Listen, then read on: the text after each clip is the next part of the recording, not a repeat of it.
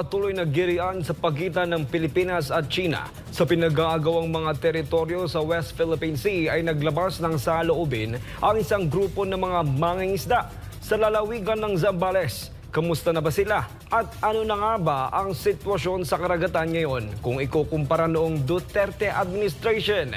Si Jade Calabroso, Sol Report! China itong pagharang sa pangingisda ninyo? Ako talaga ang unang hinaras ng China dyan ng 2014. Pero sa panahon naman nung nangyari na naging presidente si Rodrigo Duterte, kaya muli po kaming nakabalik. Tampok ngayon sa social media. Wow, ang sakit nun. Ang sakit to the banks. Nung panahon ni PRRD, sila daw ay nakabalik. 2014 pa lang hindi na sila makapangisda. Okay, tandaan nyo po yan. Panahon po yan. Wag na natin banggitin kasi patay na yung presidente na yon. 2014 hindi na sila makapangisda. Panahon ni PRRD, nakapangisda sila. Ito ba ang sinasabi ninyong pro-China na presidente? Kung ito ang sinasabi ninyong pro-China, okay lang. Bakit? May resulta. Ang importante yung tiyan ng ating mga kababayan. Ano, nakakapangisda sila. Masakit ito ha. Ito po kumbagat merong sa ground, ito mismo nasa dagat. Ramdam nila. Ramdam nung nasa dagat, kaya ito po wag po tayo magpapalin lang. Ang dali po kasi magsalita-salita ng kung ano-ano laban sa mga Duterte, wala naman sila doon. Ang lakas kasi magsalita, mayayaman yung iba dyan na nagsasalita. Hindi naman nila nararamdaman yung hirap dyan sa dagat. Puro lang ididikit nila ang China laban sa Duterte, pero ang Duterte ang epektibo para sa mga mangingisda. Puro lang kayo yabang, nasa aircon naman kayo. Eto, sila yung nandiyan dyan sa dagat. Nakita nila ang difference nung panahon ni PRRD. Ang pahayag ng isang mangingisda kaugnay sa issue ng West Philippine Sea. Masakit yan, no? Sabi dito, yung mga aso ni Tamba na sampal sa sariling Oh, di ba? Ang sakit nung kayo nag-i-interview, biglang binalik sa inyo panahon ni PRRD, nakapangisda kami. Hindi, masakit yun ha. Pahiya sila dyan. Sabi dito, puro sila fake news para lang sirain si PRRD. Oh, sapak yan. Ano yan ha? Sampal yan. Magkaliwat ka ng magsampal mag-asawa yan. Butata sila dyan. Ito po kasi ang problema. Si Tatay Digong po kasi, alam po natin. Kaya alam mo, dapat talaga suportahan natin ang mga Duterte. Organic po kasi. Ang Duterte, sa Tacloban nakatulong. Sila nakadakdak. Dito sa dagat ng China, si PRRD nakatulong. Sila nakadakdak. Diba? Hindi ramdam Yung pinaggagawa nila, ramdam lang sa social media. Kasi marami silang mga troll army. So maraming bakbak ng bakbak. 'Di ba? Nasa kanila ang kapangyarihan, nasa kanila ang pera, nasa kanila ang daldalan, nasa kanila ang troll army. Madadakdakan ka na magdadakdakan. Pero pagdating sa ground, pagdating sa dagat, pagdating sa sikmura ng taong bayan, hindi ramdam. Alam mo, walang maisug kung ramdam ng taong bayan yung kaginhawaan. Wala Maaaring meron at merong magrereklamo, hindi mawawala. Pero konti yan. Ngayon puro reklamo natatanggap Alam nyo ibig sabihin? Yung gutom, ramdam. Yun ang difference. Alam mo sa isang kumpanya, walang magrereklamo kung yung mga yan ay well paid. Meron at merong magrereklamo pero karamihan kontento. Alam mo kung saan ko nakita yan? Sa KOJC. Sa SMNI. Yung mga empleyado, yung mga miyembro, kontento. Bakit? Nabibigay yung dapat para sa kanila. Ang pagsisilbi nila, kita mo with joy. Bakit? Kontento Kung yan hindi kontento, talagang kita mo. Eto na lang, pumunta ka sa ospital ng public hospital at private hospital. Tingnan mo serbisyo. Magkalayo, di ba? Bakit? Hindi kontento Sa public hospital, hindi sila kontento sa sinasahod nila. Makikita mo, school, public tsaka private. Hindi ibig sabihin hindi magagaling yung mga guro. Kaya lang, hindi sila nagtatrabaho ng ayos kasi hindi kontento. Eto, kaya may maisug. Marami kasi hindi kontento eh. Yan po ang reality. Di ba? Kaya sampal sa kanila ito. Kasunod ito sa isinagawang public consultation and inquiry ng mga kongresista kasama ng grupo ng mga mangingisda hinggil sa umunay gentleman's agreement sa pagitan ng dating Pangulong Rodrigo Duterte at China sa Masinloc, Zambales kamakailan. Sa video, makikita si Jeffrey Elad, leader ng grupo ng mga mangingisda sa San Salvador, Masinloc, Zambales. Marami na siyang karanasan sa West Philippine Sea.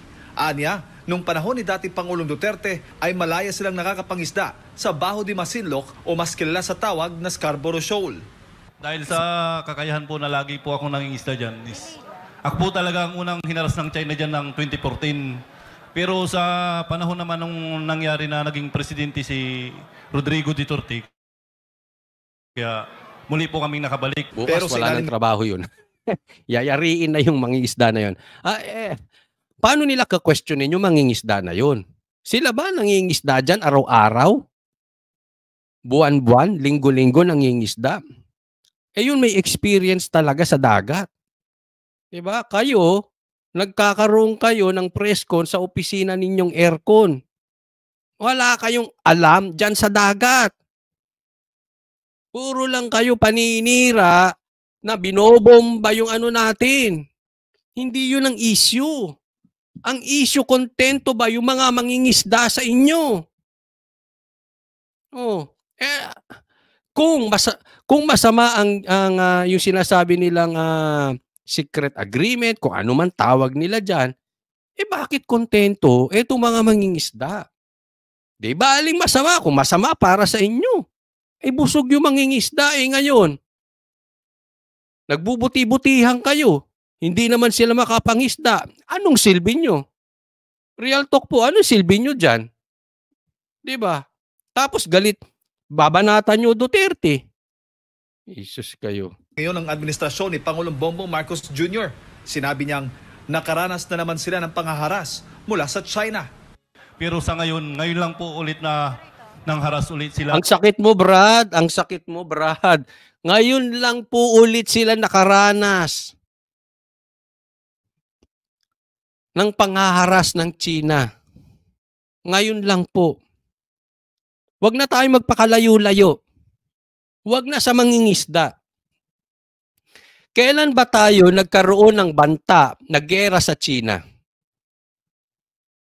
Kailan ba tayo nagkaproblema sa China? Kailan ba meron niyang water gun na yan? Sa China. Di ba ngayon lang? Bakit bigla-bigla na lang ngayong problema natin ng gera sa China? Dati naman wala sa isipan natin ang gera sa China. Kaya tama po ito. Itong sinasabi na itong mangingisda na ito, masakit to. Masakit to, mahirap tanggapin ang realidad dito. Itong sinasabi nito na mangingisda na ito, sinasabi na po natin niya matagal. Bakit wala namang tayong problema sa China? Ngayon bigla-bigla may problema tayo sa China. Diba? Hindi ba kayo, eto lang, hindi ba kayo naaawa sa mangingisda? Kakakontra, kaya yabang nyo kay sa China. Kayo, dire-diretso ang pagdating ng pera sa inyo. Naka-aircon pa rin kayo, kumakain kayo ng sapat, sobra-sobra, nakakabili kayo ng gusto ninyo.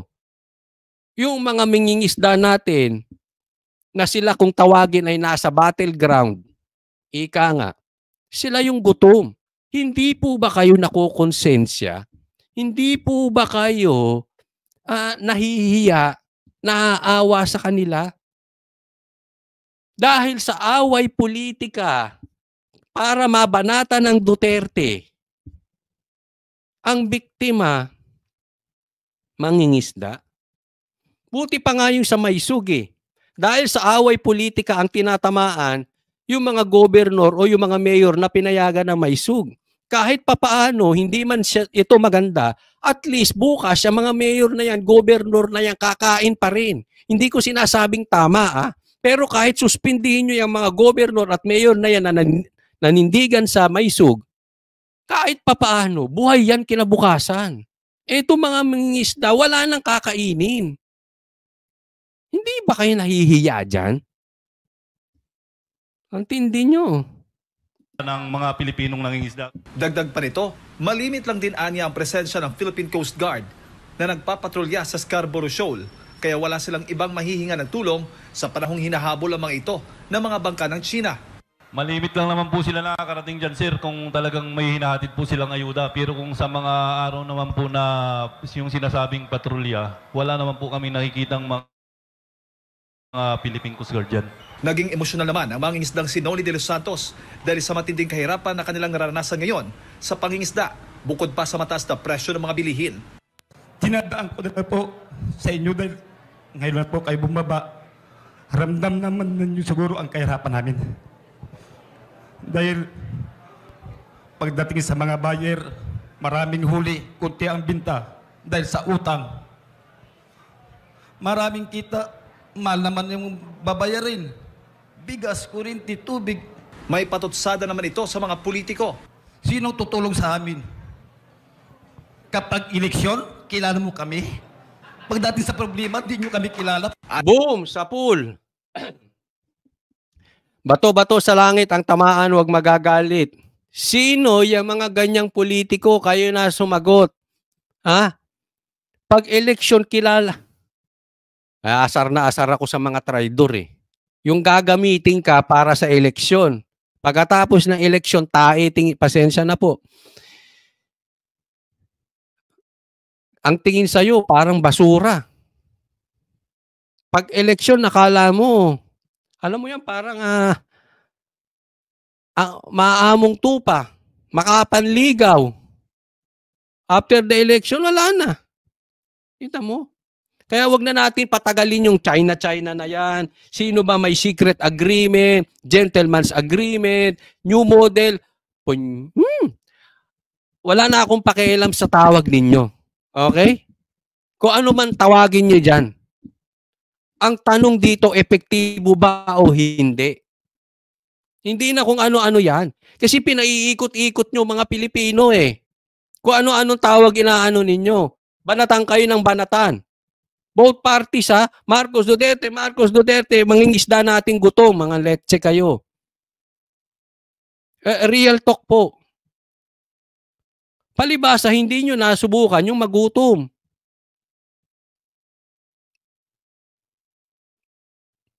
Kayo dyan, sige. Kaya nga sinasabi ko, bakit hindi natin ayusin sa China?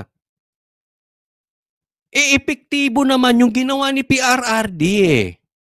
Ang importante kumakain yung mga mangingisda natin. Epektibo, di ba?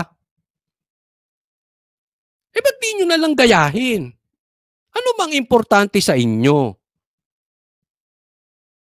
Yung tiyan ng mangingisda natin? O kung ano man yung agenda nyo dyan? Pag epektibo, gayahin na lang. Simple nun eh. Bakit nyo pa babaguhin? Magagalit pa kayo. Kine-question nyo pa yung... Alam mo, kaya ako asar na asar doon sa mga bumabanat pa dyan sa gentleman's. Wala na akong pakialam dyan. Huwag na natin pakialaman kung ano yan, gentleman's agreement na yan. Basta epektibo. Kumakain, tapos. Puro kayo daldal. Bida-bida kayo dyan. Ang lakas ng loob nyo magsasalita. Nasa aircon kayo. Ito mangigisda, gutom.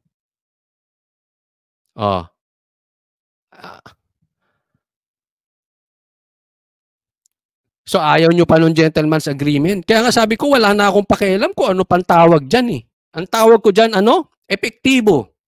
Yun lang yun. Kung epektibo kayo, walang maisog. Kung epektibo kayo, hindi kayo takot sa maisog.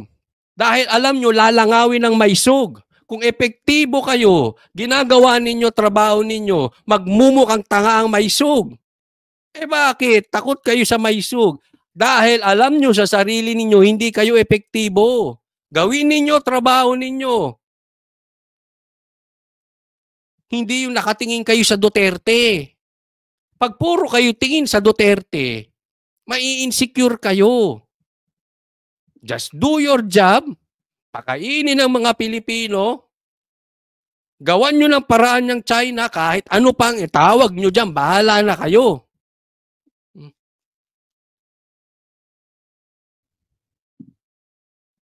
Ang problema sa inyo, bida-bida kayo. Buti kung sasamahan nyo itong mga mangingisdang gutom. Kayo, lalaki ng bahay ninyo. Eto, gutom. Kakahiya Anya, kayo. hindi sapat ang ayuda na kanilang natatanggap mula sa pamahalaan. Kaya ang hiling nila, Malayang pangingisda lang po ang kailangan namin. tinitiyak naman ng mga kongresista na tutulungan ang mga mangingisda na magtutuloy-tuloy ang kanilang pangingisda sa Bajo de Masinloc at iba pang lugar sa kabila ng banta ng panghaharas ng China. Samantala, nangangamba ngayon ang mga mangingisda sa Zambales sa kanilang seguridad kasunod ng bagong direktiba ng China na simula sa buwan ng Hunyo ay huhulihin ng kanilang Coast Guard ang mga trespasser sa South China Sea nang walang paglilitis. Gusto lang po namin iparating sa inyo, yung security lang po namin na kung anong seguridad ang dapat naming maano dyan sa paglalakbay namin papunta po sa Scarborough. O sa Hunyo, sa June, huhulihin na sila. Tanong. Eto, tanong ng mangingisda sa inyo. Huwag nyo na kaming banatan kung ano-anong term nyo sa gentleman's agreement, secret agreement, wala na kaming pakialam dyan. Eto, tanong. Uhulihin na sila sa June, ano magagawa nyo, administrasyon? Yun lang yun eh. Sasabihin nyo, galit kayo sa China, galit kayo. Tapos, pagka isasalang nyo itong mangingisda para mabomba sila, tapos kayo, magpapalabas kayo sa media na masama ang China. Tapos, anong gagawin nyo? Ididikit nyo sa Duterte. Kasi ang Duterte, pro-China. Tanga. Napanood ko na yan eh. Ito, humihingi ng tulong mga mangingisda. Anong gagawin nyo?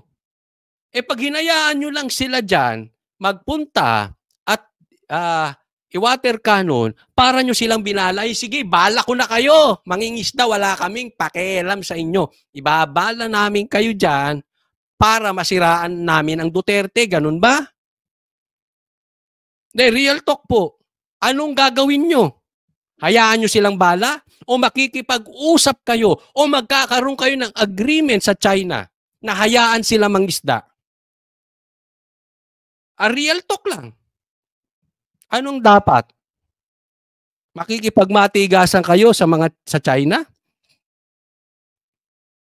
O magkaroon kayo agreement para kumain ng mangingisda? Sige. Pati mga bashers, kayo sumagot. Kung kayo administrasyon, anong dapat nyong gawin? Makipagtigasan? Buti kung makikipagtigasan kayo, kasama kayong gutom, kasama kayong pupunta dyan, at mangingisda, sasamahan sila. Para pag winater canon sila, kasama ka. Hindi po yung mga vloggers ha. Hindi po yung mga broadcaster. Kayo mga politiko kasama dyan, mangisda. Ayaw nyo makipag-usap eh. Galit na galit kayo sa agreement eh. Ayaw. Bobo ba kayo? Hindi, kasi para sa akin, kabobohan lang kasi yung hindi nyo kaya, being the leader, dapat lagi nyo nasa isip yung kapwa nyo Pilipino. Hindi nyo ba kayang magkaroon ng agreement? Hindi nyo ba kayang magkaroon ng deal para sa inyong bayan? Di ba kabobohan yun? Di ba? Ano bang tawag doon? Mahina kayong linalang? Wala kayong communication skills? Puro lang kayo pa English. Yan lang ang kaya ninyo. Hindi kayo epektibo? Wala kayong social skills? Ano ba yan? Ewan ko sa inyo. Na gaya ng sinabi, ngayong June 15, manguhuli sila. Paano naman po kaming talagang laging dyan po nangingisda sa Baho di Masinloc? Una nang ipinangako ni Pangulong Marcos na gagawin niya ang lahat ng mga habang para tiyakin ang proteksyon para sa mga Pilipino kasunod ng direktiba ng China. Ayan. May pangako daw si Marcos, Presidente. Lahat daw gagawin niya para proteksyonan. We'll see. Maganda yung sinabi mo. Basta totoo. Pag ibinala nyo itong mga ito, ay babanatan kita. Simple lang, di ba? Ganun lang naman sa akin eh. Oh. Kasi in protection ng mga magsasaka yan eh. Anong gusto ninyo? Gutom yung mga ano? Para lang wag kayo matawag na pro-China, gutom yung mangingisda? Makipagtigasan tayo? Ganun gusto nyo? Ang dali nyo kasing sabihin na kayo wala sa dagat. Kaya ang yayabang ng mga nagsasalitang pro-China, pro-China. Ang yayabang ninyo. Hindi, sa totoo lang, nakakaasar, ang yayabang ninyo. Palibasa, hindi nyo nasusubok eh. Hindi kayo yung gutom.